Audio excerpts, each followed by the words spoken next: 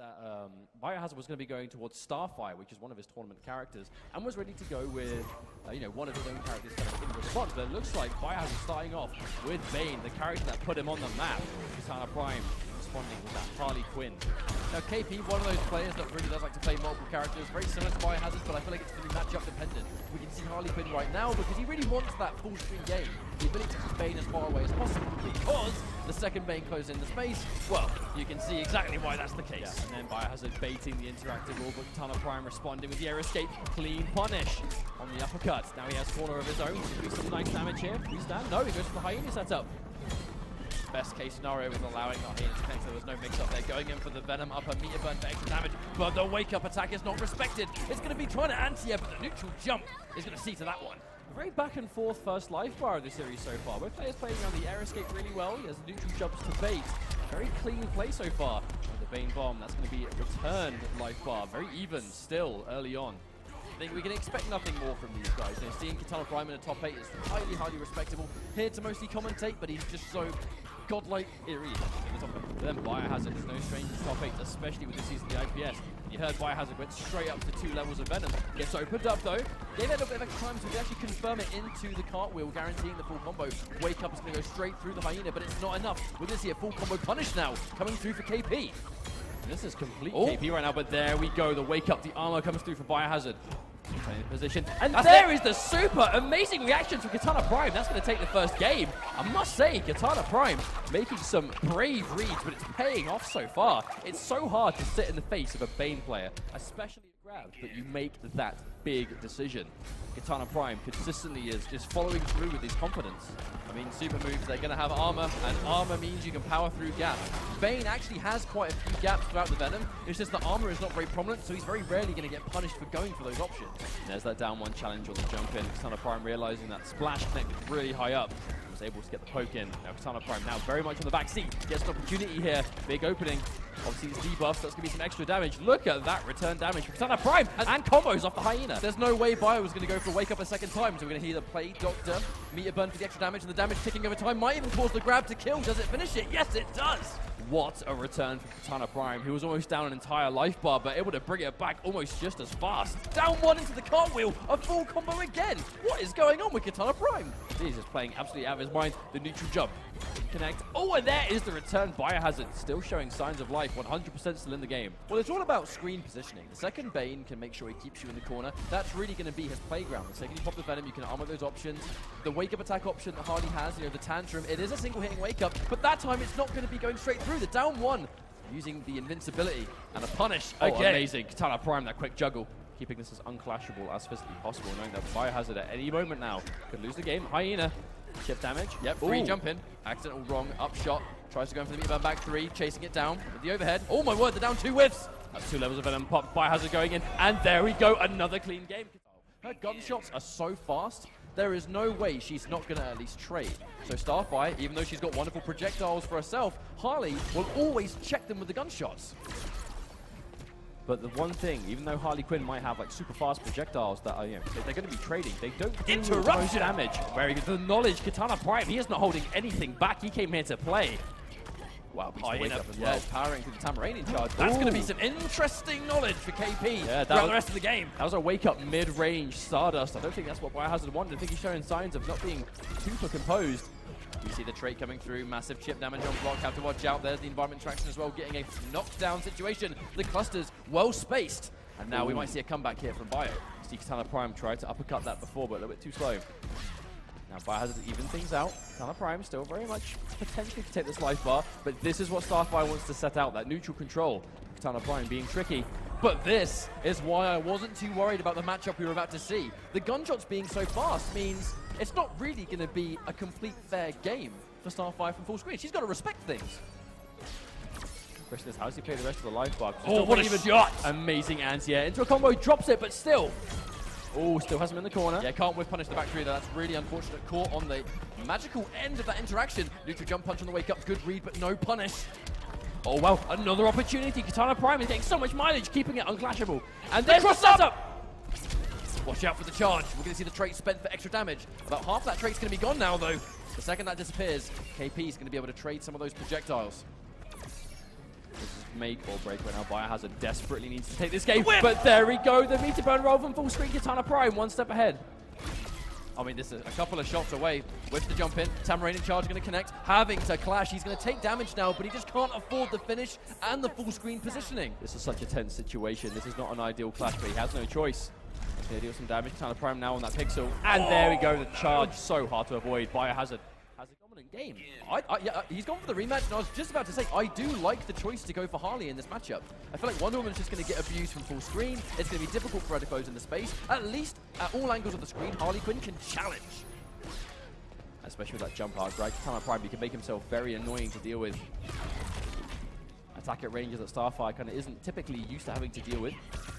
However, here, Biohazard still has the life lead, slowly but surely kind of keeping it going. That 2-3, I think, can be an underratedly good string sometimes. You don't see it all that often because very rarely does Starfire want to be anywhere near you point blank. Or interruption, Kitana Prime. Not afraid to show that knowledge. If you're going to be a character specialist and really kind of go in for Harley Quinn and Wonder Woman, you know, she's such a unique character, you kind of need to know those nitty-gritty details. The hair whip using the invincibility of the wake-up. It is a fantastic wake-up attack, we can't forget that. Okay, Biohazard now. That's a strong lead if ever I've seen one. Kitana Prime very much has his work cut out for him to win this game now. But we have said that a lot over the weekend. Kitana Prime found himself behind, but then comes out with this full life sequences out of nowhere over and over again. I've no doubt we could do it again, but he's going to have to do it now. Instant jump one. Unfortunately, we can't get the full combo. Wow. These little mistakes that KP is now starting to make in terms of dropping combos, it's going to really sort of bite him later in the match, I feel, because you can't leave damage on the table against Starfire. But this is run away with it. But this is why Starfire is so popular right now, right? That neutral control, the chip damage, the meter build. The aggravation factor to deal with in that kind of space, and Biohazard now has it.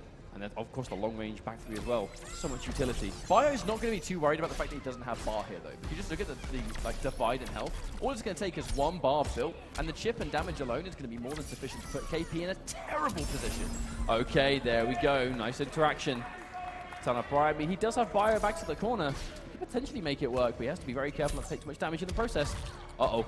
Even little chunks like that. Oh, where did that even hit? I'm not even sure KP knows. Maybe Bio didn't even know that. Neutral jump. Very ambiguous indeed. But the full match, not the end of the world to restart match. That's what we're going to do. Sorry about that, folks, but we are just going to be going straight into this match as if nothing happened. Okay, but there's the first hit now going to a Biohazard, so it seems actually. But Kitana Prime getting the first chunk of damage. There's going to be a lot of walking forward. I like that answer to the Stardust. I wonder if you parry the first hit of the burst. Does it parry them all? I can't say I know, to be fair. You don't see this matchup very often. Wonder Woman, not a super popular character, but in the hands of those that have been using her a while, like Kitana Prime, you'll be seeing the knowledge. But you can see the patience. Wonder Woman known for that kind of footsie control, the long-range normals. The range on the down two as well. Right, full combo. KP, he needs to make sure his execution is airtight right now. Nice bait on the back three. Oh, the jump three to down two challenge. Yeah, I think he's just trying to challenge the anti-air there. Biohazard, at the very least, managing to get out of the corner, back to the mid-screen. There's the hit confirmed, full combo from Kitana Prime. Background bounce comes through too. Damage extension. If you do land a shield bash on the magical end of it, catching the late active frames, it is going to be more plus on block than it otherwise would be. A great choice for KP there. Close clusters, but the read from Bio. It's match point, but KP is totally in this. No, absolutely. This is by no means down and out.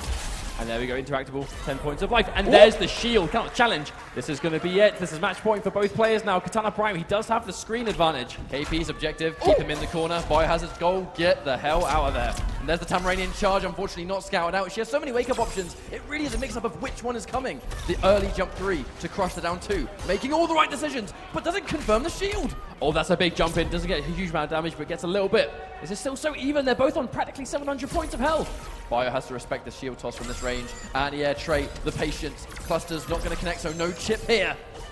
Ooh. Okay, max range shield. Wow, Kitana Prime with the spacing. Oh, the air-to-air. Not allowing a clash. Wake up. No respect. Look how much damage that does. That was a respectable chunk into a throw. The absolute respect being shown by Biohazard, and Kitana Prime is making him pay for it. Plus frames, watch out. The late jump in. This could be the moment, taking the plus frames from 4-3. No, establishing respect. Biohazard's now. It's his goal. No! Just like that, he parries the Stardust, but so close. He can't block anything now, and the full screen charge.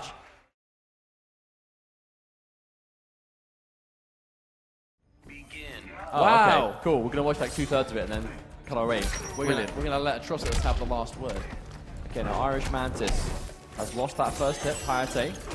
Now, Hayatei had some of the best footsies. I actually think, going back to yesterday, we saw Hayatei versus Dizzy. It was a very slow-paced, very neutral every game. I actually expect we'll see something quite similar this time, as that's definitely a similar style that Irishmantis goes for also. We were absolutely shown that Hayatei is not afraid to slow the pace down to, 5 miles an hour.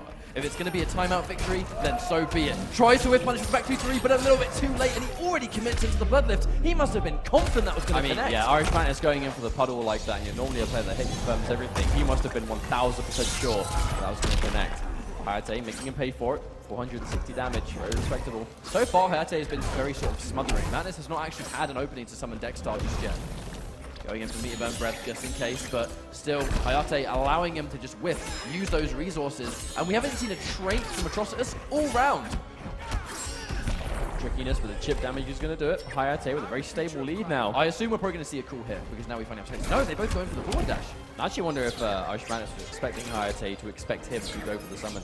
So obviously Dexter is the core of what Atrocitus can do. He needs to find the space, but this is a long-range character. If he calls Dexter out the wrong space, Hayatei is going to get a clean hit and confirm it. And that's why we can see those preemptive blood breaths. And it's purely because he wants Hayatei to try and close in the space and then run right into it. And then those minus frames are going to allow Dexter to be summoned. Now here we go, finally, for the first time. Here comes the Siphon, also allowing Atrocitus to regain health. And the whip punish straight through the shield. Hayatei with the knowledge the sword's going to go through that shield, so it's not going to work for Irishmantis on the way in. If Hayatei is sure he's going to commit to the offense.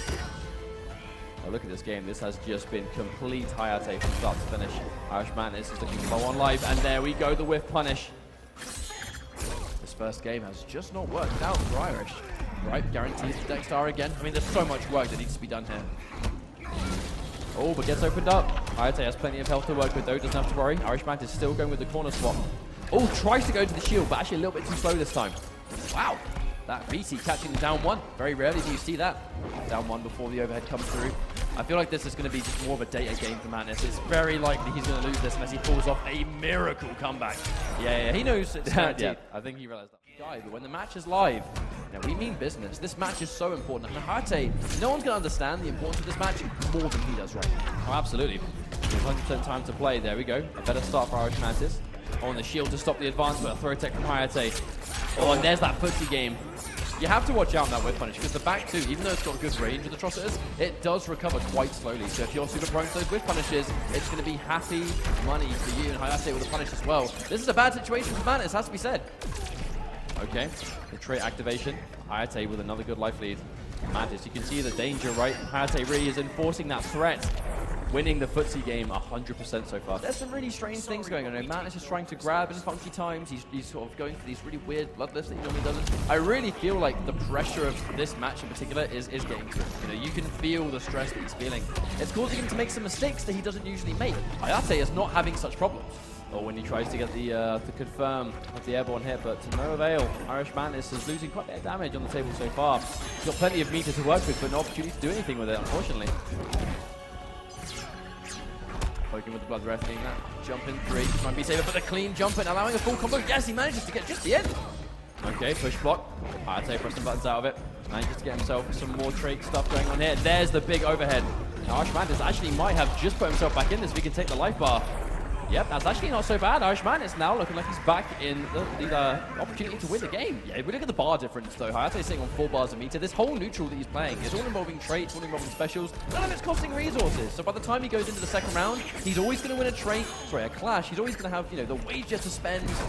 It's a great situation. I feel like his entire game plan benefits this. There's the air tech, chase down, wasting the 2 bars. I like actually using the combo as an opportunity to get Dexter, so he doesn't have to worry about doing it in the neutral, but a big jumping heavy. Hayatei, a nice chunk of damage. Still leaving out here with punish for sure. Irishmantis looking good. Punishes the air tech, and now Hayatei cannot clash at all. And we're going to have, no, not unclashable. I'm saying he can't. There's the restand. The neutral duck! That was insane. Did he expect a grab there? I'm not sure, but it's going to work out. Oh, tries to whip punish. But isn't able to. Hayatei understanding he had to save the bar. I don't think he's going to really be able to clash anymore. Almost runs into the down one. Okay, immediate clash from Mantis. Now, even though he could take some guaranteed damage, it's going to be a bit of a brave read in Hayatei. If Hayatei spends both here to do damage, he's not going to have anything himself for resources. He opts to hold on to one of them. Oh, the Dexter trade is going to benefit these power characters now. They're no longer unblockable. You know, everyone just kind of gets that guaranteed extra projectile knocked down with a lot of plus frames. So if you're going to have, you know, Atrocitus, you land that environment, you get guaranteed Dexter for your trouble. Hayatei really pressing the advantage, kind of bullying within just outside of jump distance. The neutral duck on the meter burn blood breath. Amazing whiff punish too. He's going to have to be really careful sticking out that special on the range now. Mantis. He's going to take some more damage. Backing up, trying to build the space. You can see he really wants to summon the cat. But Hayatei knows. He doesn't want to let him do it for free. That's why Hayatei, his footsies are so impeccable. He just understands the effective ranges he needs to be at. Nice reactionary block on the overhead. Gets caught by the way with 1-1-1, using the opportunity to summon Dexter. And now we're back in the fight. Gets clipped. Yeah, we should see a combo here. I'm turning it into the punch for at the very least. Guaranteed Cypher, the heal. That could be a full combo. Yes, wow. Down one into the lift. That's going to be a punish. No, not quite. Doesn't pull the trigger. Yeah, didn't quite recover in time. And Hayatei with a max range down too. Still knowing the ranges perfectly. The uppercut going to be a clean connection. Yeah, we see the push block in the space because once again, we're looking at the trait. We know that Mantis almost has it. Goes in for the forward two, but a whiff punish from Hayatei. Amazing footsies from Hayatei. Perfect spacing. Not quite enough to kill. But there we go. The wake up from Irishmantis and Hayatei. Always ready. What a turnaround. I mean, we said this was going to be a very footsie heavy match, and that's exactly what we're seeing. Taking the guaranteed hit, but the combo so active. This has very much just been a game of can Mantis summon the trait or not. And most of the time not. Anti-air on the shield though. Plenty of work left to go, but this is going to be a damn good start. But you can see how much Irishmantis is able to do once he has the trait out. But just activating it anyway. Hayatei is making it pay. Didn't follow up with it that time. Tries to go for the back two again, but a little bit too slow on startup. Robin outspeeding. We finally do see a whiff punish from Mantis. No bar to spend. That's unfortunate. We can't see a full combo. Taking the minus frame. Enforcing the 1-1-1. Oh, no! Yeah, that's a full punish. Has to clash. And again, this is the exact same situation as last time. However, Hayatei has a ton more health. So now he can afford to hurt him. And Irishmantis doesn't spend anything. Decides to hold on to his bar. Uh-oh. Yeah, that was an unfortunate time. Hazard in the Winners Finals. Might have a Canadian showdown at this rate. Irishmantis still. Opportunity to tie this up, but it's going to be difficult. I don't think this stage is quite as good for him as Rock of Eternity. Alright, now we see the plus frames going into the Dexter, knowing we have the respect. Obviously those mix-ups are at least safe, or much safer once you have the Dexter available. Respectable amount of damage, but I feel like Hayatei needs one clean opening, and just like that, he's going to even things up nicely. Set up. Oh, down one, make it miss. That was purely intentional. Irishmantis doing that down one, making the dive kick miss completely. Oh, no punish. That's unfortunate. Lots of pushback on the 1-1-1.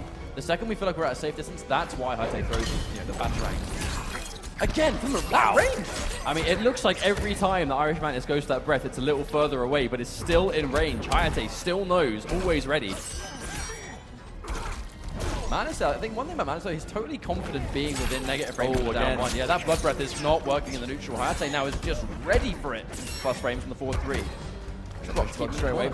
Push block into forward dash. Hayatei getting aggressive. Enforces, tries for the mix-up, but the reactions from Hayatei. He's seen that mix-up before, and that's going to be match point. But Irishmantis, he's only down about, what, 500 life for Atrocitus? That's nothing. Yeah, match point for Hayatei right now. It's going to be a good situation for him. We can just keep him in this corner. The second you have Atrocitus in the corner, I mean, you lose all safety summoning trait. That first trait that we saw at the beginning of the round might be the only one we see. Maybe. Irishmantis, he did spend most of this round back to the wall.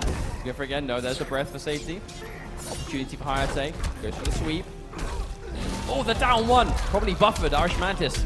Good spacing himself. Now, this is probably going to be a trait activation. There we go. Finally gets the opportunity to get the cat out. Absolutely has to pop the Cypher. That's why we see activated before we even see him go in. And press the advantage down to get some chips. Doesn't want to push too heavily. He has to finish. He does have to finish the round. But I like how he was being reserved, though. Mantis knew that if he extended a single time, I mean, this kind of life against Robin, that's going to quickly disappear. But the footsies come through again. Now, do we trade out the bar? Hayatei, he's got a full life bar to make the bar back. I feel like Mantis has no choice. He has to spend two. He needs to even run a chance at health, and yeah, Hayatei's going to completely shut it down. Taking the full screen presence to get the siphon at least, but only going to do so much. The grab is going to help him get a little bit back. That's better than nothing. There's the patience. Okay, siphon is finished. Regeneration. But you can see the respect from Hayatei. He does not want to stick out a button and get whip punished. If Mantis catches him now, that is his comeback chance. Oh no, the spacing again from Hayatei. Always ready. This might be close to the end now. One setup could do it. Oh, the detonation. I mean, chip territory. This is so dangerous now. I mean, the Siphon isn't even going to have a chance to do anything. Oh my god, the mix-up. He has two bars. There it is. Oh, we need a backdash to avoid. He sets up again, and Hayatei always ready with the fuzzy.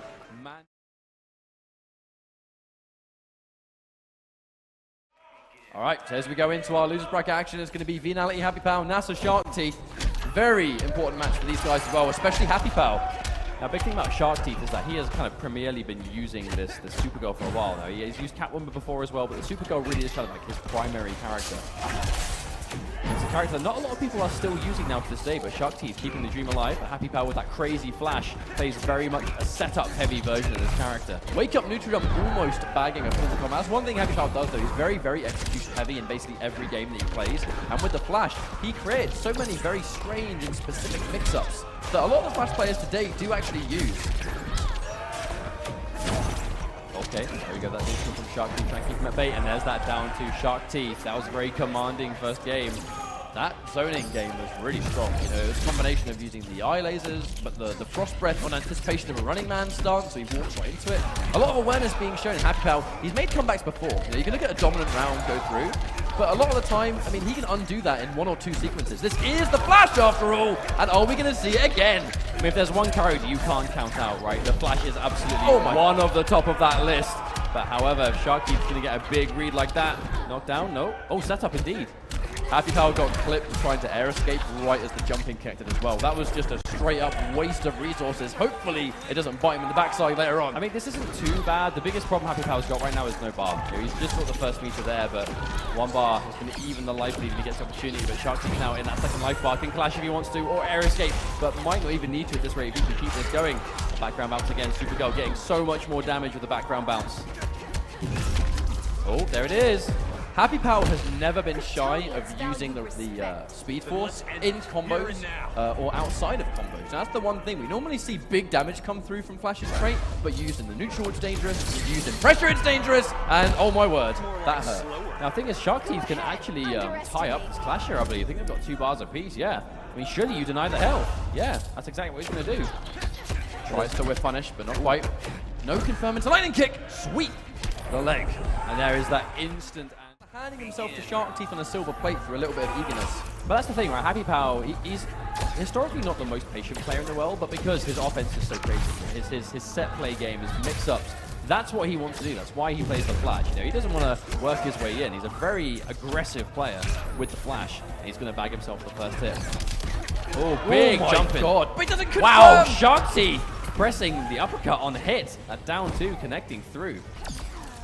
No confirm on that. That's unfortunate. I mean, that's the thing, right? If you're missing a confirm with the Flash, that's literally like half a life bar. You are now not going to be able to take down the laser. Okay, the Flash has a few projectiles of his own. And there we go. The trait being used in the neutral by Shark Teeth with the immediate push block. He doesn't want anything to do with that. It's going to take quite a while for it to charge as well. That's the problem. We are going to see a full combo. About half the Speed Force left to go, but Supergirl fully locked and loaded with that trait. I would say Shark Teeth's getting out some funky looking sweeps so far. And crouching heavy. He's getting so much use out of it. Speed Force activated again. We're going to see a push block. Yes, we do. Of course, Shark Teeth. He's keeping the bar. You know, 1 bar to stop the Flash having a trade. Absolutely worth the trade. And this is going to absolutely have to force HappyPow into dedicating to a 50-50. You know, the second we see the Speed Force activated, if Shark Teeth blocks the jump in, he's from that point going to have to dedicate to overhead or low. We see a combo, can't confirm into more damage because it is going to be non-traded. Oh, here we go, Shark Teeth takes the first round. A lot harder fought that one though. No, absolutely. HappyPow now 4 bars to work with. Oh, no! That is really, really, really unfortunate. I mean, you can say that again. We're going to see a full Supergirl combo now. 4 dash out the corner to deal with a neutral jump, but it's not quite enough. Oh! That round's going to be taken. Pretty even right now. Okay. Oh, there's the beat button roll straight through. Throw tech. Oh, there is the trait activation on block.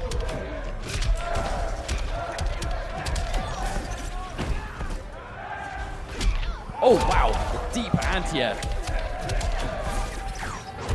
Oh, nice bait on the wake up. Excellent bait on the wake up. Catch me if you can. This is incredibly even right now. 4 bars apiece. Not spending a lot of the resources.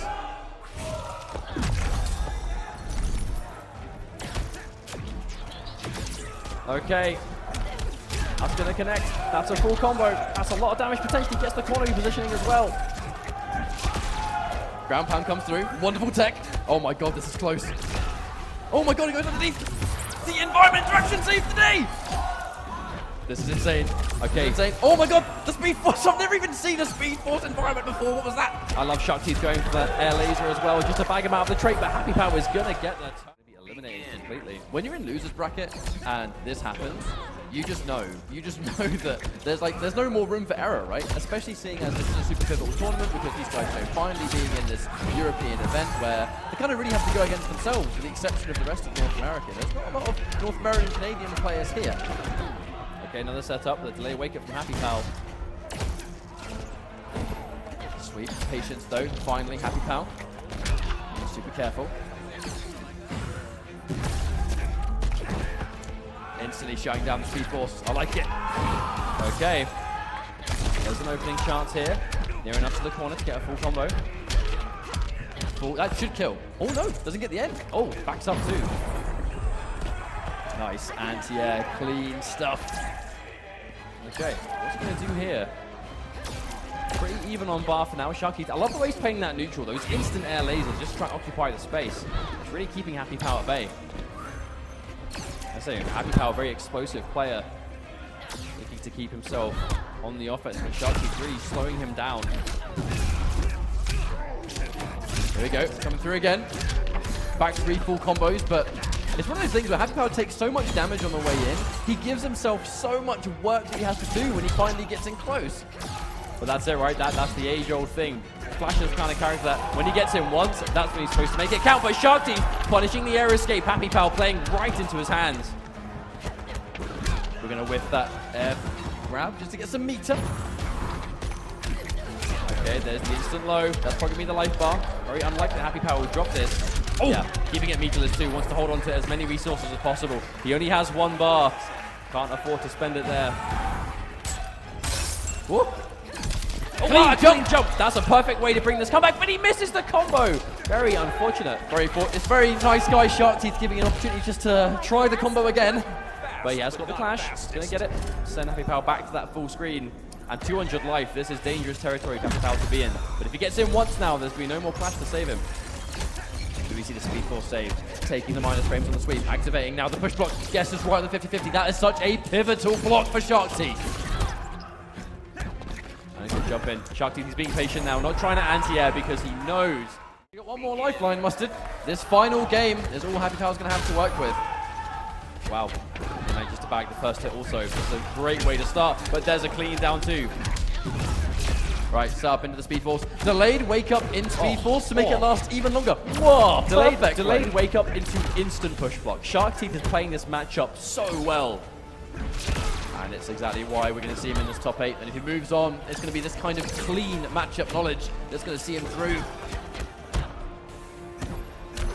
That one too staggers. Opportunity. Opts to not use the go, yet use the trait a little bit later. All because he wants to set up, of course, but he gets blocked and push blocked. How many 50-50s is this young lad going to guess right on? But not only is he blocking them, he's push blocking them straight away. I cursed it. Forget I said anything. I'm so sorry. All right, he dropped it. Dropped combo, HappyPow, but he's still very much in the lead. And there we go.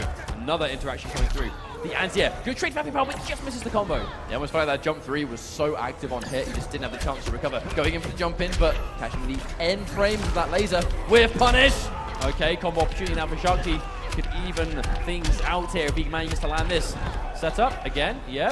But another delay wake up. Both players getting so much mileage out of delay wake up. Looked like a clean punish to me as well. Dedicating too heavily to the string, trying to anti-air, but paying the price for it. Blocks low, guesses wrong, and then actually that might have been a push block attempt or the instant wager. I'm going to be honest, I'm not sure which one it could have been. I felt like it was a push block that just didn't work. Okay, there's going to be the health regen. Tops back up to a full bar. Opts not to meter burn that. Just keep the distance, I think. HappyPow jumps himself into the corner. This could come back to hurt him very soon. Not enough chip on the breath, of course. Whipping the back forward too. Watch out for that one. And it's going to be chip, guaranteeing that second round. Match point for Shark Teeth. HappyPow is on the brink of elimination. The question is who has the advantage here. I was going to say, because HappyPow had trait in 4 bars, but the trait has already gone. So Shark Teeth ready again. Wake up sweep. I'm not sure about that one. Drops the combo again. Has to watch out for this execution. Gets hit by the cross up. It's going to go from bad to worse for HappyPow unless he tightens it up right now. On the day wake up into neutral jump. HappyPow bringing out the big boy stuff now. The heavy reads and another push block. I don't think HappyPow has done a single trait this entire series. Shark Teeth though, he is lower on health. Oh, that's a super. He has a super! There we go! No means with the two big names I remember. But yeah, I think the point I'm really trying to get at is these are two guys that are very capable of getting IPS points. So even at this point, one eliminating the other is great for their place on the leaderboard. The overhead comes through. Not so much luck on these guesses with Shark Teeth in this game. No bar spent, saving it for the future pressure. And even if he had it, I don't know if he was going to spend it there. Meatless damage territory for HappyPow. Down. Oh, preemptive down 2 from Shark Teeth. Not going to connect. He's going to get punished. There is the bar spent. That's going to be the life bar, surely. No, he dropped the special at the end. Wow, here we go. Drop or no drop. It just needed a little bit more chip damage to guarantee things. HappyPow now on the verge of a match point. This has been a ridiculous turnaround, but there's the Frost Breath into a full combo. Oh, Shark Teeth, yes, HappyPow cornered. He goes in for the setup, and again, HappyPow delaying wake up every time, and Shark Teeth just hasn't adjusted to it yet. Well, there's time to adjust. It's right now. You've only got one more life bar to work with. The instant jump for the trade. Yeah, the trade. That could have been really bad for HappyPow. My word! Wow! There's the footsies from HappyPow coming through, knowing he was just on the max range. Oh, what a that was so clean! I've not seen that one before. Cross up punish, going underneath the teleport. Risky business. So it's actually risky going for that teleport. He would have risked the entire clash on that. Oh, and there it is. Oh, the punish. HappyPow, Shark Teeth. What is going to happen here? I believe Shark Teeth has one more bar. Yeah, does he spend all of it? No, because he knows that HappyPow's not going to spend a penny. Oh. Right, he has the advantage at the moment. Oh, there it is, the big opening. He has a bar for air escape. Does he go for it? No, he doesn't. Right, one knockdown. One more connection, and this could be it. Tries to trip guard into the Frost Breath. It's not enough. Doesn't meet a burn and pays the price. He has the air tech, but wasn't able to go for it. Another delay. Wake up, Shark Teeth. Opportunity. Even back 3. Back to back. Neither connected. HappyPow being very patient, not pressing anything. The bait of the interaction. But the clean anti-air! And at the last possible second. No. Tekken Master's not going to tell you every character he plays. Oh, I mean, of course. Why would you remember when no one even knew he had Devore and then he got second at Evo? Yep. Or Dr. Fate. We saw that the IPS finals also. Yeah, versus Forever King. That was a crazy matchup of counterpicks. Dedicating entirely to the mix-up. I would say, very brave of Tekken Master not to try and make the puddle safe. Always trying to use the threat of making puddles safe to not make puddles safe. Oh, HoneyBee's going to have to get through Tekken Master. I mean, he was confident. I spoke to him earlier on. Now, already dedicating an interesting punish on that low puddle. I do wonder what the theory is behind that. Well, I think it's quite dangerous in forcing the mix-up already. You know, the forward 2-2, the advancing punches, that into the overhead or the puddle. You know, it's a double overhead or a puddle. Can be reacted to. It's like a double fuzzy. You have to be ready for both of them. But at this point in the game, every competitive player will be able to block it on reaction. So it's very dangerous to enforce that now. So Tekken Master still making that his go-to fuzzy tool. And that's a full combo opportunity. HoneyBee, they call him the Flash Gold Lord for nothing. Incredibly high execution with HoneyBee. You know, if there's a max damage combo, HoneyBee's going to go for it. Down 1, catches into Bloodlift though. Tekken Master back in the action. Here comes Dexter. The pressure begins. But I think that really is the thing that sets HoneyBee's Flash away from the rest though. Is his ability to land the most damage off of every touch. But a nice throw tech, but Tekken Master keeping momentum going. Dexter has now flew off back to his house. We'll see him again soon, I'm sure. But Tekken Master now with that life lead and 4 bars to work with. Ooh. I mean, I respect the attempt from HoneyBee, but it didn't quite work out. What's going to happen here? B2 roll. HoneyBee just trying to get point blank.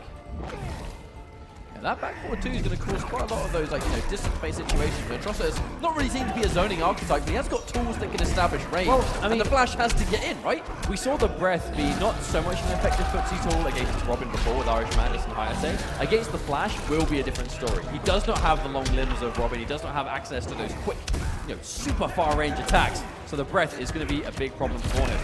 Sonic Pound into the guaranteed trait, but the push block to swiftly delete. Middle East is not afraid of the Speed Force, that has to be said.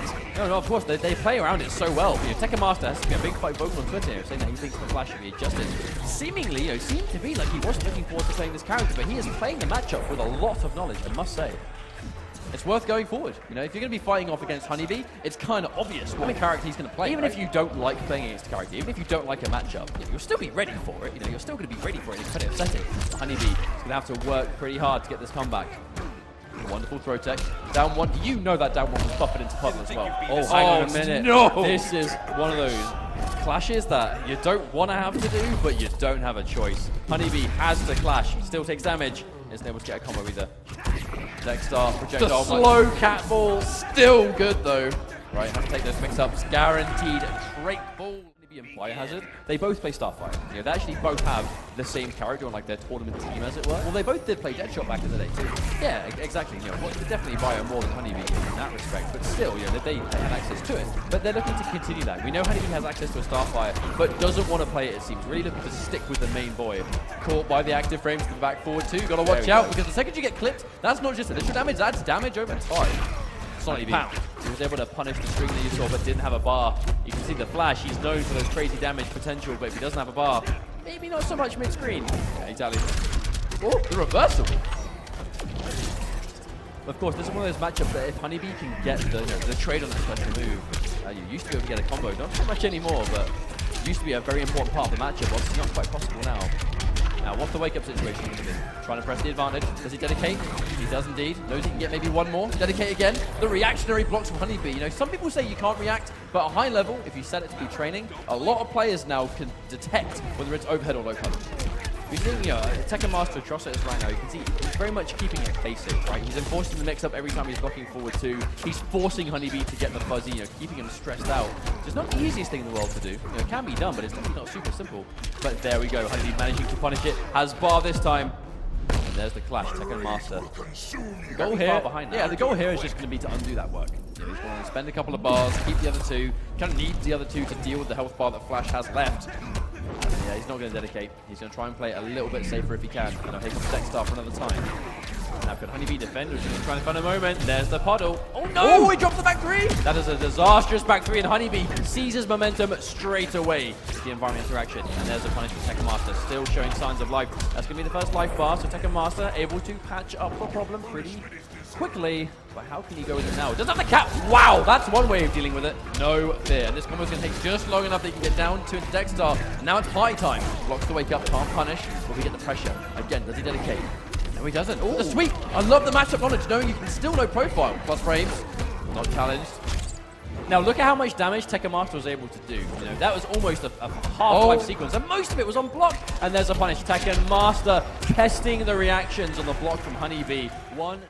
As if he didn't have enough setups, the background bounce just adds an extra layer of it once we have the Speed Force active. Well, I mean, it's obviously, you know, we said that Flash's damage relatively limited when he's mid-screen without bar. If he's got a background bounce to confirm into, I mean, he's going to do a ton still. There's one thing the background bounce gives, and a meatless hard knockdown. Wonderful block, but you can only block for so long against the Flash. This character's going to mix you for days. You might be able to fuzzy the combo early, yep, for setup purposes. You might be able to fuzzy Atrocitus, but you definitely can't fuzzy the Flash. Standing. And again, HoneyBee, he's blocking it every time. Tekken Master. I mean, he's dedicated to that kind of style of Atrocitus, but it's just not working. HoneyBee's defense is too good. Point blank Dexter. I'm not sure what was going on with that one. Tekken Master needs to be able to make something work here. This transition using quite a lot of that trait time. HoneyBee has no qualms sitting in the block. There we go, gets opened up now. Tekken Master sticking true. He is establishing this is how I'm going to open you up. I love the optimization too. Going in for the jumping 2, knowing he's going to be up a little bit higher, which guarantees the background bounce. For the jump 3, he definitely would have fallen out of that one. Okay. Attempts to go for the quick special. Not quite going to work. Tekken Master, I like this approach now. Really slowing down HoneyBee again. And there's a big anti-air. Great trade for Tekken Master. And chases down the air tech as well. Wonderful turn of events. Tekken Master now evening things out. Just alive. Wow. I can't believe he's alive. He had enough. The punch float's not going to work out. The running man. That must have been a painful punch float to run right into. Okay, Tekken Master still looking okay, but HoneyBee now slightly in the lead. Catches the string into an instant hit confirm. Tekken Master. We're going to get the increased damage for another time. Down 2 into Puddle. Down 2 into Dexter. Party time. Oh, the Sonic Pound wake up HoneyBee with the call out. Tries to play it safer. We're going to get one more guess. Staggers it, knowing we want to get every ounce of trait possible. The plus frame to the forward 3. Excellent block by HoneyBee. I say, considering the amount of time Tekken Master's gone for that advantage string, the forward 2. See him now go into the forward 3 cancel. Totally content. Has a bar for the drain too. No clash for you, good sir. Dexter. Wake up throw, HoneyBee. Pulling no punches right now. The wake up punch float though gave him an open invitation to clash. Yes indeed, HoneyBee has plenty of bar. That was no hesitation. No reason not to spend bar here. Get some health back. Oh, hang on a minute, right in front of the environment. Now the siphon from this life is actually pretty dangerous. We are going to see a combo. Oh, There's got the trait. Tekken Master. Okay, so Tekken Master opts to go for the clash. Are we going to trade bar here? Or is he going to try and... Because if Tekken Master spends the bar, he can't kill HoneyBee. But if HoneyBee spends the bar, he can't really kill Tekken Master. What the clash did do was undo the progress of the Dexstar trait. It's going to take it even longer to come back now. The same thing with Flash. They both have to sit there and wait for their cooldown. Or blocks all of the jumping medium. Now, if we see a Dexstar, this could be a game over. HoneyBee knows that better than anyone. Doesn't dedicate. He's not going to want to risk the whole game on that now, knowing HoneyBee has the reactionary blocks. He's got the distance. He's trying to buffer. Manages to get it. Trait for trait. He goes clean through into the cancel. HoneyBee waiting for the Dexstar. No doubt his Atom is tournament ready. Tekken Master is just so unpredictable when it comes to character choice. I'm not even going to question it. Oh my goodness. I'm not even going to question it. He changes character so much. Yeah, I believe it. Let's go. Versus Flash. Well, HoneyBee starting things off by blocking all of the trait and taking the throw. You know, clearly this is a matchup that HoneyBee is ready for as well. Wonderful block. And oh my goodness. 2 for 2 on those. I mean, I don't know what's up. HoneyBee is just some kind of next level brick wall at the moment. His defense is just incredible. That's going to be a full combo too. Into some setup potential. Into the overhead. Tekken Master loses his first life bar, and this could be the beginning of the end. This is an unfortunate look. Tekken Master normally when he changes to these surprise picks, it can work so well. Going in for the trait on the jump and trying not to get anti-air, but the blocks at long last. An entire life bar later, and HoneyBee finally gets opened up by the trait. Now back against the wall is Tekken Master, and there is the jump in from HoneyBee. Going to be confirming, spending a bar. More damage coming through. Oh my goodness, half-life! See ya later on that one. Now he has loads of bar to wager with, so we're going to have to undo some of this work. But even with that in mind, HoneyBee fully in the driver's seat with the health he's got left. Absolutely, Tekken Master stopping the bleeding somewhat, getting some health back, but at this point, it's such a mountain to climb. HoneyBee has straight locks and a wake up, no fear. I mean, I really feel like HoneyBee, you know, Tekken Master's going to have to show HoneyBee that you should respect him. Because right now, HoneyBee's just almost going so next level that everything he's doing is working. If I'm going down 2, ooh, absolutely, but a wonderful forward 3. The danger now is that HoneyBee does still have his clash available. He does, but this is not a terrible situation for Tekken Master. It was crucial to get that life. Oh my god! HoneyBee just sticking it out, making sure to cover the air, and it worked out so well for him. There's the down 2. Tekken Master still alive. Fighting back to the trade on the anti-air attempt from HoneyBee. HoneyBee losing more health there. On the hesitation, and he waited for it. HoneyBee, you saw the slight way in, and there's the air tech. HoneyBee playing out of his mind.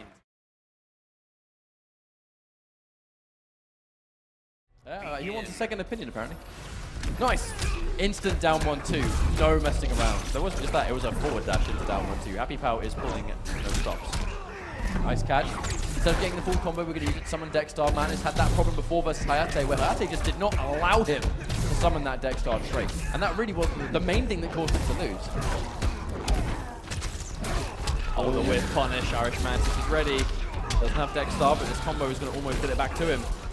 Yeah, just trying to keep in the air as much as possible. Not an optimal finish, but just trying to use that time to get straight back. Yeah, a lot of the time with Atrocitus, it's not even about trying to do the most damage you can. It's making sure it takes as long as possible to allow the trait to recharge. Poking with those back forward 2s. We did just see this matchup. Actually buffering that back forward 2 right there, I'm pretty sure, from that 3. Oh my god, tries to whip punish the back 3, but walks right into it. Okay, full combo from HappyPow. Optimal damage now. Oh, finally gets the cat out. HappyPow's going to have to be careful now. There's a siphon, shield. I like the push block. Now, we actually haven't seen too much of that this tournament. It's push blocking Atrocitus traits to take away those big chunks. It's kind of push block trait for trait. Oh! Sonic Hound's going to deal with that blood breath more than comfortably. This should be the first round. Finishes his plate this time. There's a turnaround. Irishmantis was quite convincingly in the lead, but not anymore. HappyPow needs to bring it back. Oh, managed to get under. Down 1. I don't think Irishmantis was confident he was going to connect. So much patience. I mean, Irishmantis can't just activate the cat now. HappyPow can be buffering. That's one thing both these players do. They do these really specific buffers. When they know it's in the magical range, you're going to get a full combo from both of them. Super close games. A lot of the game done already. We've only just gone down to the second health bar for both players. Full combo coming. That's going to be it. HappyPow taking some damage here. Oh, I like it. Going for the restand. More pressure from Madness. Oh, the bike! Wow, that's one way out of the corner. Flash doesn't need a motorbike. Come on now. Okay, more breath. Oh, the plus frames. You can see why that breath is so oppressive if it connects. Just stuck there for so long. Oh, I like how HappyPow didn't just commit to the charge there. Irishmantis has been push blocking him already. Didn't want to commit. Checking him with the back 2 just in case he stands up a little bit too early. Not today. Back two connects, but it's airborne. No full combo yet for Mantis. Whiff punish on the one. Excellent stuff. Rage make you faster? It empowers me, fool. These flashes again. I mean, I'd like how to be just the first game of the series. But that right there is knowledge. You know, against Hayatei, we did not see Irishmantis go for a deck star after Clash. But against HappyPow, he does. I think that's because he knows that Flash physically cannot chase it down fast enough from Quinn. It is a different matchup. You know, Flash is a very different character to the Robin we saw before. But Irishmantis still looks okay, but not quite as comfortable as we're seeing here. And Anti-air on the forward one. Clean. Forward one is so fast. It really is kind of like the go-to conversion to throw games away with characters that you aren't used to playing in tournaments. Immediate whip punish. Because there's no speed force, we can really get so much from that string. Oh wow, late anti-air, but it is going to connect.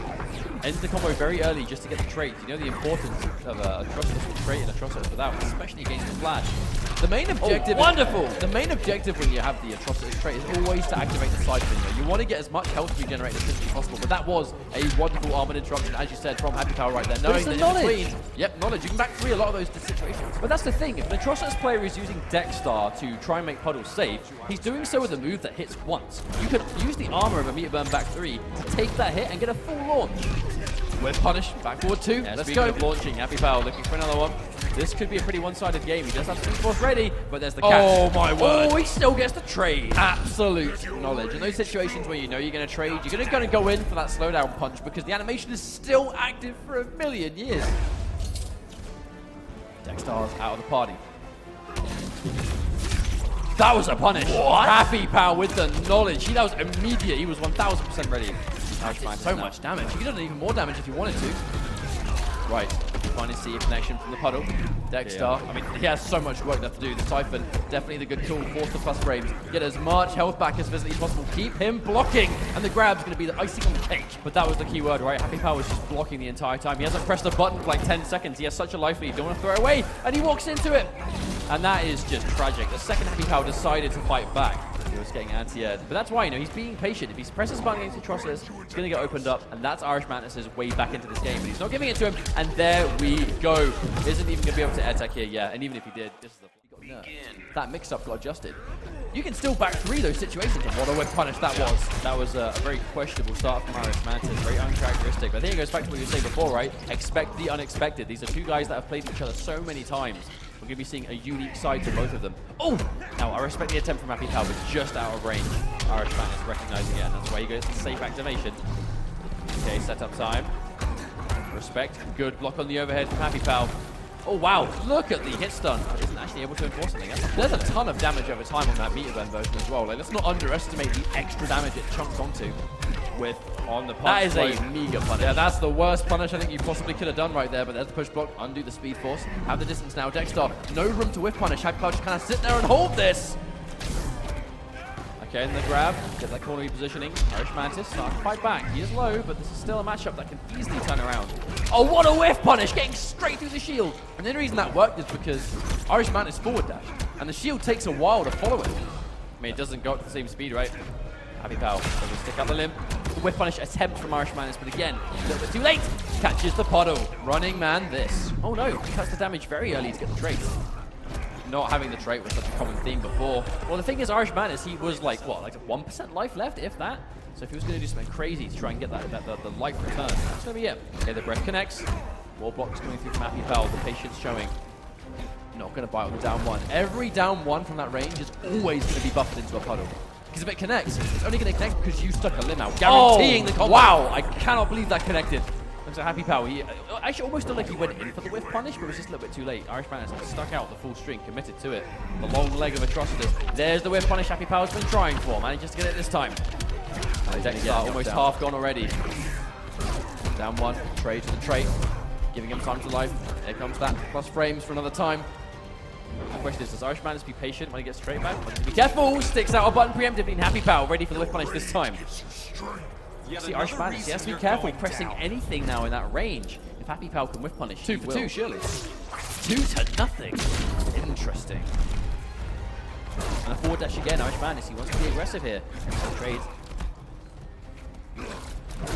Mantis has basically no more resources. You know, his only chance to survive now is going to be to maybe air tech, but with the speed force active, that's not even going to be a thing. Anti-air clean. No combo though. This could have been game over, but for now, Irishmantis lives for another day. The thing is, that combo drop actually might be quite disastrous for HappyPow because that's a long trait cooldown.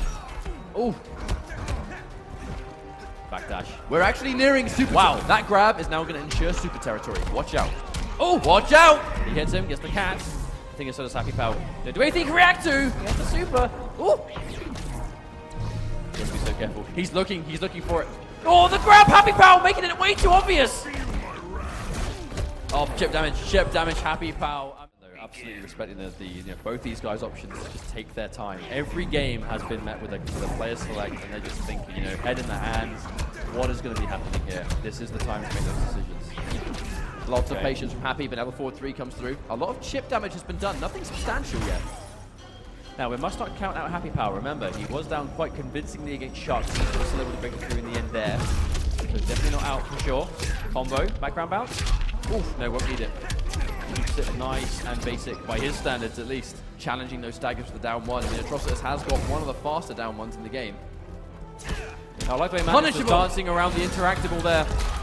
Gonna get the hits. Oh, tries the optimal stuff. Yeah, I'm assuming that was a down 3 into a down 2 attempt. Sorry, a regular 3 into a down 2. And there it is, the knowledge once again showing through. And there's the air tech though. Mantis able to use his resources with a good throw tech. With players on point, and there we go. Well, getting some damage. Speed Force. And Mantis is looking. Oh my word! Slowest puddles in the West. And again, Irishmantis. Oh my god! Oh my lord, that must have been like the very last active frame, but he's going to walk straight into it. Hook, line, and sinker. And Irishmantis is 1 life bar away from moving through the Losers bracket, getting more of those IPS points that he needs so badly. I do believe the winner of this does face off against HoneyBee, so this is a super important matchup, but it's not going to even be the end of the tower. We're going to meet about this. No, it'll be the winner of HoneyBee versus KP, which is the of course. That match is yet to be played. Still, though, HappyPow, we must not count him out. At least this is HoneyBee, HappyPow, I should say. Man, sorry, I completely threw you off. But no, that's the thing though. This is still a Flash player, a competitive top-level Flash player, and this is HappyPow. His clutch levels are off the charts, but it is getting harder and harder. The whip punish he attempts to, only gets the end of the down 1-2. No push block. He doesn't even want to. Irishmantis just goes straight in with the punch float. HappyPow has a full stick of butter once again. Both of these players have access to almost full bar and their clash. With punish on the 1-1-1, but it's going to get blocked instead. This is so tense for HappyPow. I mean, every mistake here is... If this is the situation where you make one misplay and you're out for good, I mean, that's going to be heartbreaking. HappyPow's thinking about it. There's so little things HappyPow can do about it. And there's the block escape again. Irishmantis holding on to it the whole time. Buffering into the breath. HappyPow, just be careful. But look at how hard it is to approach. Against an opponent that they're getting the push blocks. Finds his opening now. He lets it rip. Okay, sets up. Oh, into the overhead, HappyPow. But there we go. Immediate clash from Irishmantis. The clash happened frames before the Speed Force came back. That's both good and terrible for HappyPow. Of which he spent no bar. Oh no, he's got to wait for the whole thing to come back. Oh no! There's plus frames now. HappyPow has to hold this pressure. Manages to get out. The cat comes out, tries to whip play for the Sonic Pound, but doesn't get there in time. And now the Siphon. Oh, guaranteed damage on that push block. That's really unfortunate. This is a tough situation to be in HappyPow. He has the meter to clash, but at this point, it's almost chip damage. There we go, the whip punish, but doesn't confirm.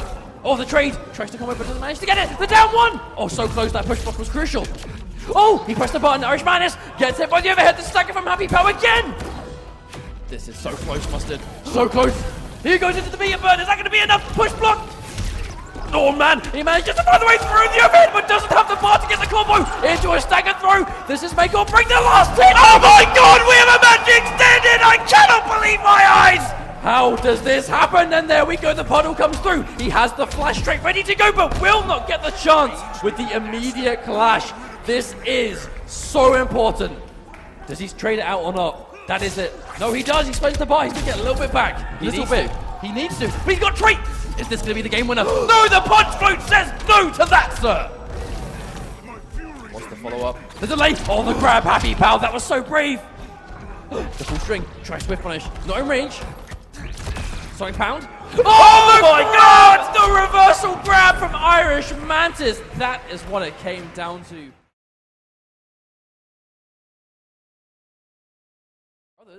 I mean, maybe he can do the same thing. The Flash versus Wonder Woman would be an interesting matchup because, you know, they are both quite grounded. I know the Flash has got some really good jump-ins, but if you are going to be on the ground and try and expose the space that way, Wonder Woman, she does that better than most characters. Also, it's Starfire in Beast Coast colors. Oh yeah, absolutely. Accidental random gear given the perfect sponsor representation. Gotta love it. It's like it was meant to be. Okay, tries to go for the projectile, we can see. Okay. Now, that's actually something that I see HoneyBee do quite a lot with Starfire, is the use of Starfire's forward 3 with, in footsies in the neutral. He does it more than I think any other Starfire player I've seen. Kitana Prime using quite a lot of health here. I mean, this is a bit of an uphill battle. We have the clusters for the chip damage, but it's not enough. KP really just have to try and close in as much space as possible, but it's very difficult. And you can see why the matchup has been selected the way it is. It's really forcing KP to have to close in the space. You have to come to me. You're eating chip the entire way. When you finally get close enough, I've got some good buttons. But I like the way HoneyBee's playing this. This is such a drastic change from the Flash we see from him. His Flash is so aggressive, so combo heavy. And then back to Starfire, this long range game. You're really playing the matchup. Okay, there's the distance. Kitana Prime having to work his way in, but you can see it's so difficult. Oh, what an answer! That meter burn forward 3, Kitana Prime. No, but drop the combo, that's unfortunate. Tries to go for it again, and oh man, that sucks. Because he's got the clash, but HoneyBee was able to swap positions first with the special, the Tamaranian charge. That's not a great situation to be in. The difficulty here as well is that KP, you know, he's just fresh off losing to Starfire to Biohazard. You know, he was able to do really well versus Bane, but unfortunately, the second we saw that change to Starfire, the matchup was visually very, very uncomfortable for KP. Oh wow, actually that was a clean punish on that down 2. Oh wow, nice throw from Kitana Prime. What a meter burn roll, Spencer second bar 2. That's gonna be the first life bar. Kitana Prime still in this one. You can never count him out. You can never count him out, but I do worry about his resources. You know, he kind of needs those meters to do any damage with the meter burn shield toss. It's going to be super fundamentally focused here, but as I say that, he's just getting chipped down bit by bit. There's the back 3 on block. Used as a poke in itself. One of the best back 3s in the game, without a doubt. Oh wow, walks straight into the sweep. I don't think anybody was expecting that. Okay. Oh, interruption. But what a down 2, Kitana Prime. That's in the corner. Okay, another combo coming through. Whiffing the wake up though did actually allow HoneyBee to escape the corner, which was best case scenario, meter burn roll. Not to get in, but to force HoneyBee back into the corner. I mean, positioning is everything. This kind of matchup, and that's going to be a full punish, but HoneyBee doesn't get the follow up. Oh man, you can see this. Oh, you can feel the intensity, just the tension in this match so far. I mean, this is chip territory. Oh, it was such a good. You're guaranteed down. But it is hard to be in that situation against Starfire. You know, one of her absolute best traits to her is her chip damage potential. If she can get the Stardust, you know, loop the trait beam on the back of it, that chip damage is monstrous. We see her with building bar by being chipped out. We might have actually seen an armor break there, but unfortunately, the first hit of, I believe, forward 2 just completely missed. Okay, that's a good trade for HoneyBee. Lost out on the damage department, but still keeps the positioning with Kitana Prime. By the way, there's a late meter back 3. Kitana Prime scouts it out. Keeps himself safe. Oh, what an air shield. This is definitely Kitana Prime's comfort zone right now. There we go. Gets the first round. I think a big part of that, though, was Kitana Prime was able to utilize the shield toss a bit better. You know, being able to use it in the air preemptively, trying to, you know, not so much trade with projectiles, but just kind of beat out clean. KP is playing so disciplined. That's one thing, but he's always approached like other games very, very calculated. And I feel like the characters he plays is very much like an extension of that play style. Absolutely good to see in this level of tournament too, like very, very composed. You know, but the problem, we talk about how positioning is everything in this kind of matchup. We're seeing it now. Kitana Prime back to the wall, and HoneyBee, all of that playground behind him to work with. And I love that kind of play, that kind of throw where something is minus or, you know, punishable, but it's hard to punish. You're probably going to be blocking after it. And there we go. God. HoneyBee was on the receiving end of that exact play beforehand. Now the one administering it to Kitana Prime as we go to another part of the stage. Plenty more fresh backs of interactables in the back 3. Unclashable damage as well. This is unfortunate. Okay, there's a shield bash. Maybe pressing nothing. Actually wastes a bar. It's coming through. Kitana Prime walking into one head at a time. Now 156 points of health. This is also approaching chip territory now, especially has to be careful. Word. Wow, isn't that traded? Oh, and he runs face first. Starfire is not the only character they can bring to the table, and that's going to be our straight-up rematch. Kitana Prime, he has 3 games in a row to do now. HoneyBee absolutely in the driver's seat. Not impossible for Kitana Prime, but definitely difficult. We see the knockdown. I can only assume he tried to interrupt there, or he expected the clusters. You know, the 2-3 into clusters, very, very common string. Standing 3. Nice amount of pushback on that as well. Armored reversals, the back 3 just creating the real estate. And there's that parry again. Kitana Prime, he's doing that a few times. Clearly, you know, it's not going to work for every projectile. Okay, there we go. Nice reaction. Not arranged to get a clean jump in, but the shield will be enough. But there we go, the meter burn back 3. HoneyBee using that armor preemptively. Getting a ton of damage, and this is a tough situation to be in. Like the way he's trying to meet you with that from a distance. Almost trying to get OP from range. Nice preemptive instant jump from Kitana Prime, knowing HoneyBee was going to try and meet him in the air. Oh, parry on the back 3? Are you serious? Oh, delightful. Mwah. Mwah. My favorite treat. Deary me, and it did enough to take a life bar. That was what sick. A decision. That was so sick. Wonder Woman indeed. Oh wow, but there we go, the chip, evening things out. Now it's a question of real estate. Kitana Prime doesn't have any bar, but HoneyBee is slowly nearing the wall. Back 3 again. Have to respect it, as long as she's got the bar. She's got to hold that. But she builds bar for days. That's the strength of this character. So many resources at any given moment. Another knockdown. It gets hit with the final hit. This is dangerous. This is match point now for HoneyBee. We have to remember, half a life bar from eliminating Kitana Prime, but Kitana Prime 1000% can still do this. Okay, shield bash. Nice. Great shield from as well. No whiff punish. The clusters, clean jump over. Yeah, didn't get max damage. Oh, unblockable. It's off now. There we go. Preempted down to Kitana Prime, reading HoneyBee's advance. Now, even if he wins this clash, which he very well could do, yes, 2-0, his back's going to be somewhat near the wall. As long as KP can be super disciplined and, the big thing, scout that charge, he should be in a good position here. Oh, wow. There we go. Another jump. Oh, the answer! An option again. Kitana Prime meeting armor for armor, but no! Gets hit on the back end of the wake up and gets sent straight back into the mid screen. I wonder if it was worth going for a full combo there instead. The charge connects! On the, you see how complicated it is to kind of just approach. So much instant air shield toss on, or just, you know, preemptive shield tosses on prediction of HoneyBee trying to do something to get out of that corner.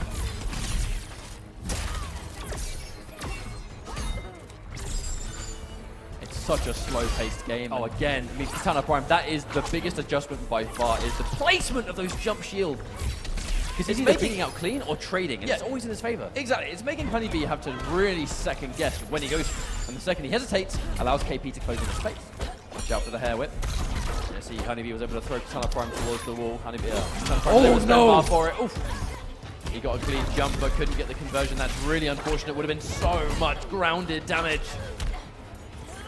Oh, yeah, cancels, of course. Oh, wow. Eat the monitor, my dude. Punish. Watch out. Oh, wow. Tries to punish, but there we go. Back-to-back down 2. Kitana Prime with the call-out. 4-2 is a high. He's going to lose those low profilers. Now, it's going to be match point for HoneyBee, but that interaction is now gone for good. Yes, indeed. Oh, and another one. Kitana Prime. And look, he's mixed it up between air shield toss or jumping heavy, and it's making HoneyBee have to hesitate. If you were to tell him the space, if you were to tell KP before that moment, get rid of the environment interaction to lose the first round, he would have gone, yeah, easy. And then again, another one. Galactic jumping. Kitana Prime with the perfect timing. Oh, and there's the charge. One of the few charges. HoneyBee definitely doesn't seem to rely on that tool so much. I don't feel like KP forgot about it, but I think it was used so little, he just didn't respect it as much anymore, and he just learned why you should. Things still even though, but HoneyBee given the screen space to work with. There's the whiff punish. Not a heavy punish, but still enough to get the life lead back. Uh-oh, Kitana Prime, that is going to make things difficult. One fully charged trait and it's full screen, and that's more than enough space you need. Oh, the anti-hit! This could be curtains. Nice meter burn roll, manages to get through, point blank again. HoneyBee, what does he do here? Attempt on the armor to charge, the low profile. But it's not enough. He needs so much more. How do you catch her? Oh, no. Oh, and again, Kitana Prime, he misses the back 3. Oh, no! To make the godly read of the... We expected to see, but I mean, if there's someone I'm going to be relying on a new character, it's probably going to be Biohazard. With the amount of characters he's played across this game over the last year, I mean, anything is possible with this guy. Now, Robin, very, very slow and disciplined. Cheetah, it is nowhere near the same level. She is fast, aggressive, has plenty of mix-ups, but you've got to dedicate to every single one. I think one thing that Biohazard has always been really good at is kind of confirming wayward hits, especially with Bane. Cheetah universally is not very good at that. However, if you can get someone on the floor, maybe somewhat easier. There's a turnaround point for Hayatei. There's the swoop. Yeah, gets the combo off it too. Gets caught by the mix-up. You know, the second you get put near the corner, Robin does get some disgusting mix-up off those leaps. Oh, lovely anti-air. That was almost a fantastic conversion too. But I do wonder what the reasoning behind this decision is for Biohazard, because it looks like he's really making the most mobility. He's kind of like use that amazing backdash to get away from Robin in that kind of footsie range, the leap to get around those preemptive trait calls, and stuff like that. You know, Hayatei, he's looking for answers for the leap. He tried an instant jump back heavy, and it did not work. It lost completely, and Biohazard taking the first life bar. Armored forward 3. It's one of her best tools. 2 times, plus at the same time, I do wonder how ready Hayatei might be for Cheetah at this point, because Cheetah is not a very common character whatsoever. I mean, she's one of the least played, like previous, like outright. No two ways about it. We're seeing a lot of just immediate jump heavies from Hayatei, so clearly he's got some knowledge. I mean, yeah, just back to back, he knows. I mean, that jump back 3 is 100% just an answer for the leap. You know, if you're going to jump in, the jump 3 is so active that I think, you know, even the wayward hitbox from the very end of it will probably catch her when she's in the air. But the flash force, how much damage was already done though? I mean, I'll be honest, normally when we see Cheetah players, it's very kind of unpredictable, very sporadic, you know, flying all over the place. Biohazard is being very calculated with, you know, every leap he does. Then he goes to a jump 3. He's hit confirming into the dive. Like, this is quite a reserved Cheetah, and it's working out very well for him. We just saw a tick grab there, but Cheetah's grabs, they're either overhead or low. You have to guess either way. She gets a full launch, but she herself has to dedicate to an option. Oh, and a clean anti-air, but not in range. Blocks from Hayatei. Oh, the sweep. That's the classic. It's either going to be sweep or 4-3. That's one of the original mix-ups. Oh, conversion! Wow, Biohazard always ready. Not able to chase it down. And a clean anti-cross-up, Biohazard. Wow! And Hayatei must have tried to anti-air there. And that's going to be a game. I'm going to be honest. This begin. That's the difference between the regular player and a world-class player like Biohazard, that's for sure. Every hit has been converted into something really significant. Tick grabs into the mix-up, but sometimes when you hit the down 1 on block, you're almost not ready for the grab attempt. So even if you've guessed wrong on the 50-50 as the aggressor, the opponent might not even be ready there. Hayatei, the 2 whiffs have not been punished. And there's the gap interruption. Biohazard still with the knowledge. A clean anti-air. Wow! I don't think I've ever seen Robin's jumping heavy just lose to a grounded air attack. To be anti-air, I should say, so consistently. If you're going to fight Robin, a good anti-air does not go amiss. But that does seem to make sense though, because he's got the good anti-air, he has the mobility, he has the damage, he has the potential to hit confirm off those jump-ins. See the Cheetah damage buff, not to be trifled with at all. Oh, and there we go, the call out. Brave stuff on Biohazard with the capitalization, spends the bar for extension, and there we go. Wow, look at these confirms, Biohazard. He has combos for every touch. Wonderful trade. I mean, I traded, yeah, that still gets a Biohazard. I mean, Robin, Cheetah, this is not the winners finals I anticipated. Oh, full punish. The reset! How much more mix are we going to see? The plus frames, pressure. More plus frames for days, the push block, but that's going to be a final lifeline if it's anything else. I mean, this is just clean Cheetah rushdown. But look, Biohazard can afford to be far away if he wants to. He's got such a life lead. And then again, the trade. Every trade is going to be amazing for this point in the game with Biohazard having the lead. But won't even need to. Look at the chunk again. Capitalizing off of every single jump heavy. This should be the end of the round, but what a mountain to climb if you're in Hayatei's shoes right now. And that's 1 bar from Biohazard. That's all he needs. There we go. Oh, and there it is. The mix-up. Not enough damage into the dash-up. And here he is to Cheetah. The absolute just display of matchup knowledge from Biohazard. He clearly has picked this for a reason, and it is working out. You can see the plus frames again. Hayatei is not going to challenge it anymore. He has been hit by the old wayward sweep. Blocks the right way on the cross-up. Oh no, clipped again. It just looks like he has no answers. Truly, how prepared would Hayatei have been for this character? If you're going to IPS, surely Cheetah is the last character you expect to see. I mean, absolutely. But here we are. Biohazard making us all a believer of Cheetah. Hayatei getting an opportunity set up. And wake up! Oh my lord, Biohazard, he knows. Oh, and there's the double hitting! Armor on armor, 2 hits beats 1, and Biohazard now match point. 1 life bar away from winners side grand finals. With a 3-0 sweep with Cheetah. Oh my god, the mix-up. Like I say, he is overwhelmed. It just looks like he doesn't know what to do. We see plus frames, but now so much damage incoming because of the trait. We see a hit confirm, but this combo, it's not even going to come close to killing. Pressure. The whiff because she's too small. This has been such an answer for Robin. What a calculated match this has been for Biohazard. Oh, no, wake up again. He's got the life lead. He has no life left on this first life bar. He can absolutely afford to wake up attack. And there we go, the swoop. Hayatei finds the answer, but so much work left to do. Is it too little, too late? Or can the best Robin in the world make the comeback? That's a whip punish. Or not even a whip punish, just a general confirm. They both kind of pressed buttons at the same time. Oh no! Hayatei quicker on the trigger finger, but that hurt so much. The neutral jump, is that enough? Oh, what a read! And he saved that for a rainy day. He threw the trait setup, and the wake up comes through from Biohazard, but it does get punished. This has to be 2-2. Surely this has to be 2-2. You have to either hurt her or force her to spend the bar, so she can't convert. But if Hayatei's got a bar, he can use it to confirm and maybe do it. I mean, 450 life, that is a Robin B&B. Needs one good chance, but Biohazard, what is the approach? Because Biohazard is a life lead. Oh my god. Nice patience. Oh, no, you won't! Straight into it! Just an open invitation. Backdash out there, get out of there, let's reestablish neutral. Now, one hit might do it! The instant drop! That's the first time we saw that used!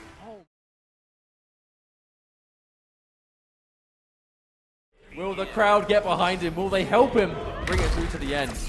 If the crowd's going to lend their energy, it has to be to Mantis, the sole representation left for Europe. We have all 3 Canadians in full attendance, and for good reason, but if one player can do it, surely Mantis has to be the one.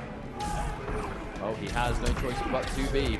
Obviously, we saw HoneyBee able to take out Tekken Master's Atrocitus, but Tekken Master and Irishmantis, they play this character so dramatically different from each other. It is going to be a very distinctly different style. But so the matchup, Starfire here, is flash before.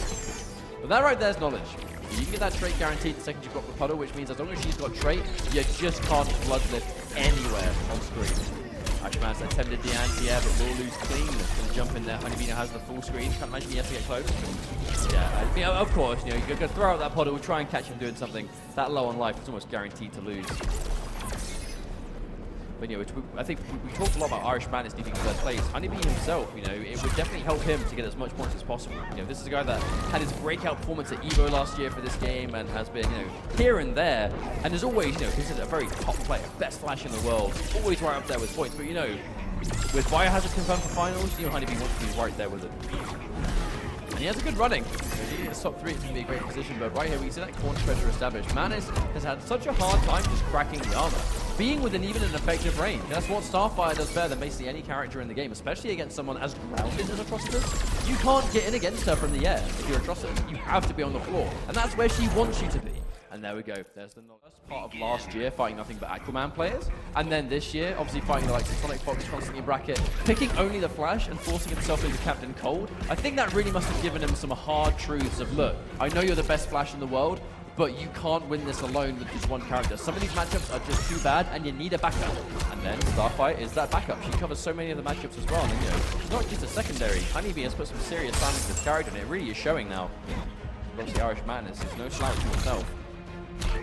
Trying to be patient with the defense, but it's just looking as hard as ever. And the whip punish for the forward 2 coming through. No Dexter summoned for you. Even now, it's half gone. He's done nothing with it. He just can't. There's a grab attempt. Himself safe with the orb from Dexter, but we look at the life difference already. Irishmantis has barely been opened up by anything and already lost most of his life in his first health bar. Oh, just chip damage and special moves here and there. There's the down 1 attempt. Standing 3 is plus on block. You have to respect that. Disrespect, and you get down 1 into a guaranteed lift. Okay, here comes Mantis. If he's going to win the matchup, it has to be here, which means he has to respect the charge. There's push block. Is he going to get one final shot? No, he doesn't. Maybe he can still win this. Forward 2 by itself. Not dedicating. Okay, the meter burn. Just make sure that Mantis has to block something, and there we go, just like that. That single string might do a lot of damage, but the important thing is he swapped positions. Now Irishmantis has all that screen to cover again, unless he can keep HoneyBee here before. HoneyBee goes in for the jump in. Regular hair flip. Staying safer with the meter burn. Still alive though. Grab. That's not good news because it's just going to give HoneyBee so much position. I'm actually surprised that he's even going for this corner pressure. Oh, meter burn rolls out there. But HoneyBee, oh wow, immediately wasting no time, puts him straight back in. And there's the spit. But as the round ends, now HoneyBee's done so much damage, he can spend the whole game running away. And that's why he's going to go for this different strategy, because the second the round ended, so much distance was created. That's where he wants to be. The rest keeping it safe, but presses buttons after it. HoneyBee challenging it. Standing jab, standing 1. Even though this is going better for Mantis, it still looks incredibly difficult. Now the 2 bars being spent. Another one of those dangers is he has bar for days. He can go for those meter burn charges. He can go for those meter burn traits. Oh wow, and just like that, slowly 1 chip at a time. HoneyBee is just grinding down Irishmantis. Doesn't dedicate, nope, doesn't dedicate to anything, just tries to go for the forward 2-2 by itself with punish. Okay, this is the start. Needs Dexter more than the combo. I mean, I do understand. The throw techs from HoneyBee have just been out of this world. I think he's yet to actually be thrown in this game. And gets the armor attempt, but still gets hit with Interactable. And Irishmantis, yeah, the speed bone roll, but the Pomeranian charge is still a fate in this tournament. But this could be it. Forward 2 versus forward 2, and of course Starfire is going to win that one significantly faster. And almost half a life bar gone already. Yeah, that is not a trade he can afford to take. Right, now the pressure, another tech, yet to be hit by a single grab. Tries to punish, but a bit too late. Oh wow, I think he just didn't want to stick out a button there, because if he got hit, that was going to be dangerous territories. Somewhat of a shimmy with the 2-3, just in case he tried to take the grab. We would have seen a full combo, but the patience from Mantis. It looks like an exact replica of the first couple of games, man. This is exactly what we're seeing. HoneyBee getting an early life lead and so dominant. That first life bar barely touched an Irishmantis. Now 1 life bar to go. HoneyBee on match point towards Losers Finals. In incredibly big trouble. This is not a good situation. The prediction on the air escape 2 just giving him a reset and a half.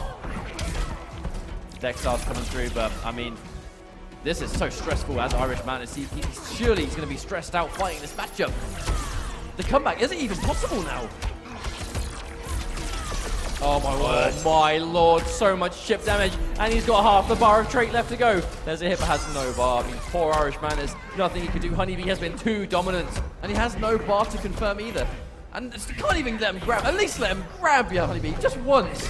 And there we go, the trait to finish off, and Irishmantis goes down 3. Point between first, second, and third is quite considerable, and being 1 set away from getting that massive point injection. These are 2 players that they definitely need that boost of points, and this performance could put them in a great position to make the finals later this year. The Injustice Pro Series lends itself so heavily to really emphasizing winning premieres. You know, so if you're first and second, the divide is pretty significant, and it makes it well worthwhile. With Biohazard sitting in Grand Finals winner's side, not needing the points as much as HoneyBee and Hayatei do. This Losers Finals is arguably the most important set of the day. Pomeranian charge, safe on block. Challenging the minus down 1 with his own. Oh wow, that's 2 jumping heavies back to back. Hayatei's life quickly disappearing. A lot of patience. Yeah, I mean, second you jump, you jump 1 time, you die. Trying to work his way in, but I just don't think he's able to do so. Looking rough right now for Hayatei, as HoneyBee is just controlling the space. Oh, wow. Yeah, just interactable. Nice down 2. Wonderful read on the forward 2, knowing that as a high, the down 2 will happily low profile it. I mean, we've seen that HoneyBee particularly is getting so much mileage out of that string, but it does start off a high. Yeah, and Robin's down 2 does have such incredible reach. Oh my god, the pickup! Knowing that the down 1 hair is going to be a little bit higher up because he jumped, we can pick up and get a full combo. HoneyBee, even though he's back to the wall, look at the damage he's done already. Hayatei has so much bar, but no opportunity to do anything with it. He's just being kept at arm's length the whole time. So much patience, and you know why? HoneyBee can afford to be. He has so much life to work with here. But look at the meter he builds in the process. Every time that Stardust is blocked, it builds him almost like half a bar. Pretty insane. Unsafe. He must have just expected HoneyBee to respect the follow-up. Interactables aren't really the answer in this kind of matchup. It's just, I mean, unless it's obviously mobility to close the space. Now we are going to see the first hit at the very least. We're going to get some more of an opening. Nice overhead. We're going to confirm those. Keep it for setup. The swoop, the crouch under HoneyBee with the knowledge. We've seen multiple people do that today. And they go for the swoop on block, or the dive kick, I should say. Just going for just a normal crouch to make it miss. And there is the answer from Hayatei. The back threes go head to head. No longer unblockable. That was a change a long time ago. Hayatei has the life lead. HoneyBee trying to keep the distance, and a max range jump in, beautifully spaced from Hayatei. And this is the turnaround he needed. Just general out positioning, getting some good reads on when to jump, putting the pressure onto HoneyBee, making it a little bit more difficult. Getting confused, both play Starfire. What is life? Full screen game again. Hayatei. He has the life lead, but at this distance against Starfire, it's only going to last so long. And there's the jump in, tries to confirm, but misses it. And there's the wake up buttons from Hayatei to punish. Beautifully done. Okay, restand.